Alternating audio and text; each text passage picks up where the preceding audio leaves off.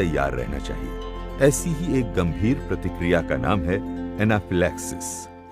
ये कहानी ऐसी ही एक घटना पर रची गई है। कहानी मेडिकल अफसर द्वारा प्राथमिक स्वास्थ्य केंद्र में मासिक समीक्षा की है, जहां डॉक्टर साहिबा लेडी हेल्थ विजिटर और सभी एएनएम एनाफिलैक्सिस पर चर्चा कर रही हैं। आइए देखते हैं आगे। आज की मासिक समीक्षा शुरू करने से पहले हम रश्मि का अभिनंदन करना चाहते हैं। पिछले हफ्ते रश्मि की सूझबूझ के कारण एनाफिलैक्सिस से एक बच्चे की जान बच गई। सही समय पर एड्रेनालिन इंजेक्शन देने से बच्चे की हालत में जल्द सुधार देखा गया। शाबाश रश्मि। रश्मि, क्या अपना अनुभव हम सभी के साथ साझा नहीं करोगी? क्यों नहीं सुनीता दीदी, बिल्कुल बताऊंगी। तो बताओ रश्मि, उस दिन क्या हुआ? उस दिन टीका लगाने के बाद मैंने हमेशा की तरह बच्चे की माँ और बच्चे को आधा घंटा वहीं रुकने को कहा। और फिर ये देखिए, मेरे सूरज को क्या हो रहा है? अरे, इसका चेहरा तो पूरा सूज गया है। सांस लेने में भी दिक्कत हो रही है। अरे, मेरे बच्चे को क्या हो गया? घबराओ नहीं बहन, लगता है बच्चे को रिएक्शन हुआ है। अभी मैं इसे इंजेक्शन लगा देती हूँ, जिससे बच्चे की हालत में सुधार आ जाएगा और फिर डॉक्टर को दिखा देंगे। मुझे वो एनाफिलैक्सिस के लक्षण जैसे लगे तो फिर मैंने बिना देर किए एड्रेनालिन का एक डोज देने की तैयारी करनी शुरू कर दी। सबसे पहले मैंने एनाफिलैक्सिस किट से डोज चार्ट में देखकर बच्चे की आयु के अनुसार एड्रेनालिन का इंजेक्शन तैयार किया और फिर मैंने बच्चे की जांघ के मध्य भाग के बाहरी हिस्से को साफ करके 90 डिग्री से सीधे मांसपेशियों पर इंजेक्शन लगा दिया। उसके बाद मैंने इसकी सूचना नजदीकी प्राथमिक स्वास्थ्य केंद्र के मेडिकल अफसर को दी और एम्बुलेंस भी बुलवा ली। लो, एम्बुलेंस भी आ गई। बहन, बच्चे को डॉक्टर को दिखा देना। मेरी प्राथमिक स्वास्थ्य केंद्र के मेडिकल अफसर से बात हो गई है और देखो, बच्चे में थोड़ा सुधार भी आ रहा है। हाँ जी, आपका बहुत धन्यवाद, वरना मैं तो घबरा ही गई थी। माँ का अपने बच्चे के लिए घबराना तो लाजमी है। और फिर बच्चा स्वास्थ्य केंद्र पहुँच गया और डॉक्टर साहिबा की देखरेख में कुछ ही घंटों में वो ठीक भी हो गया। शाबाश रश्मि, तुमने एक समझदार एएनएम की तरह स्थिति संभाली। शाबाश। धन्यवाद मैडम जी। मैडम, ये एनाफिलैक्सिस क्या होता है? एनाफिलैक्सिस एक गंभीर एलर्जिक रिएक्शन है जो ज्यादातर श्वसन प्रणाली, हृदय और त्वचा प्रणाली को प्रभावित करता है। इसे समझना बहुत जरूरी है। मैडम, हम एनाफिलैक्सिस की पहचान कैसे कर सकते हैं? रेनू, एनाफिलैक्सिस के लक्षण टीके के कुछ मिनटों बाद से लेके 1-2 घंटों में देखे जा सकते हैं और ये तेजी से बढ़ते हैं। इसके लक्षण 3 प्रणालियों में दिखते हैं। पहला, श्वसन प्रणाली, जिसमें सांस लेने में दिक्कत होना, जीभ, होठों, गले के अंदर सूजन आना, सांस लेते समय सीटी की आवाज आना, सांस लेते समय छाती में घुरघुराहट की आवाज आना, जीभ, होंठ, कान आदि नीले पड़ना देखा जाता है। दूसरा, ये हृदय प्रणाली को प्रभावित करता है, जिसके लक्षण हैं दिल की धड़कन तेज होना, ब्लड प्रेशर कम होना, बेहोश होना और चक्कर आना देखा गया है। और तीसरा, त्वचा प्रणाली पर इसके लक्षण दिखते हैं, जैसे शरीर पर खुजली होना, शरीर पर लालीपन होना, शरीर पर लाल चकत्ते होना, सूजन आना, खासकर चेहरे, होंठ, जीभ, पलकों आदि पर।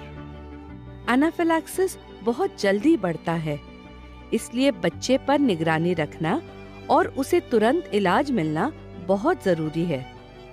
तभी तो लाभार्थियों को टीके के बाद 30 मिनट इंतजार करने को कहा जाता है कि अगर कोई लक्षण दिखे तो तुरंत कार्यवाही की जा सके। बिल्कुल सही कहा सुनीता।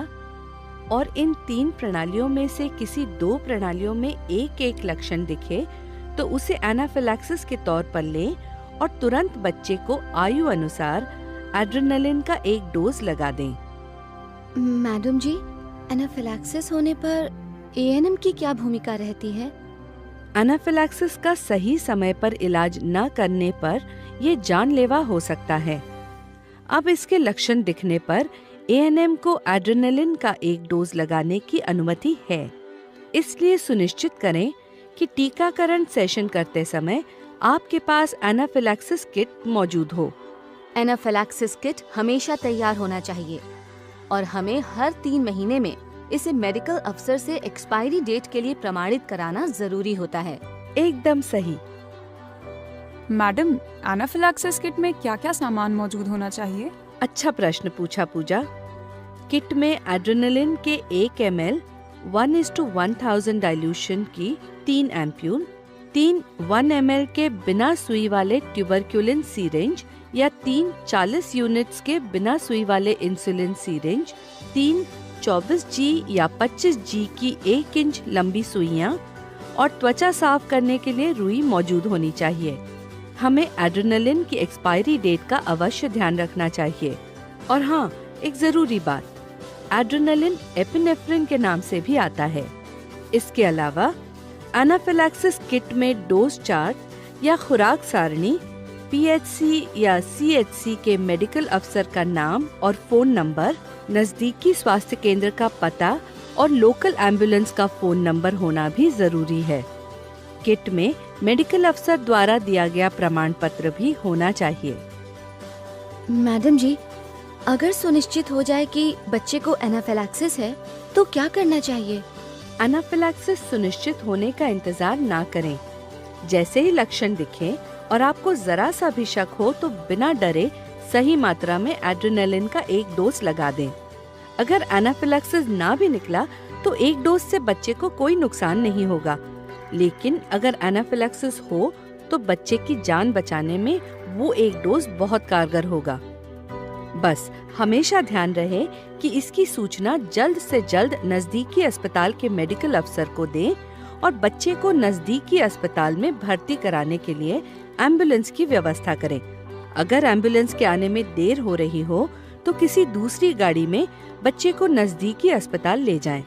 इसके लिए जरूरी है कि आप नजदीकी अस्पतालों के टेलीफोन नंबर सरकारी प्राथमिक स्वास्थ्य केंद्रों में रखें। मैडम जी, एड्रेनलिन इंजेक्शन लगाने का सही तरीका क्या है, बता दीजिए ना। हाँ बिल्कुल। सबसे पहले शिशु की आयु के हिसाब से डोज चार्ट में एड्रेनलिन डोज की मात्रा देख लें।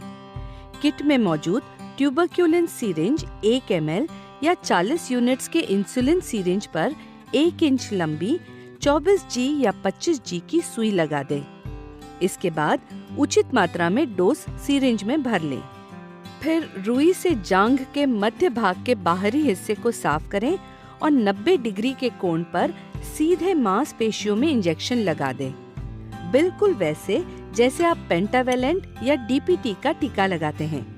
एक बात और, अगर बच्चा होश में है तो उसे सीधे लेटाकर उसके पैरों को ऊपर उठाकर रखें ताकि खून का बहाव दिल की तरफ ज्यादा हो, और अगर बच्चा बेहोश है तो उसको एक तरफ करवट पर लेटाकर रखें ताकि अगर बच्चे को उल्टी हो तो वो उसके श्वास नलियों में ना जाए।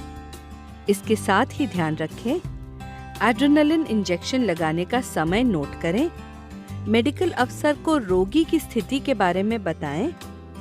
एड्रेनलिन इंजेक्शन लगने के बाद टीकाकरण कार्ड पर इसका उल्लेख करें। ये सारी बातें समझना बहुत जरूरी है। सभी माता पिता और अभिभावक हम पर भरोसा करते हैं और ये हमारी जिम्मेदारी बनती है कि एनाफिलैक्सिस से किसी की जान ना जाए। क्यों? अब सबको एनाफिलैक्सिस के बारे में सब याद रहेगा ना? हाँ दीदी, अच्छे से। इन सबको तो याद रहेगा। क्या आपको याद रहेगा? चलिए कुछ जरूरी बातों को फिर से दोहराएं। टीका लगने के बाद बच्चे और अभिभावक को आधा घंटा इंतजार करने को कहें।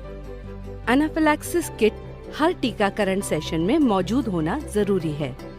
एनाफिलैक्सिस किट में मौजूद सामान की एक्सपायरी डेट के लिए हर 3 महीनों में मेडिकल अफसर से प्रमाणित कराएं।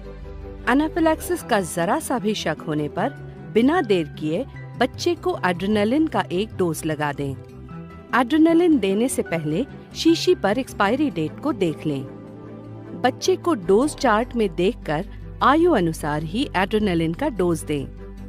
एड्रेनलिन का डोज इंजेक्शन द्वारा जांघ के मध्य भाग के बाहरी हिस्से में सीधे मांसपेशियों में लगाएं।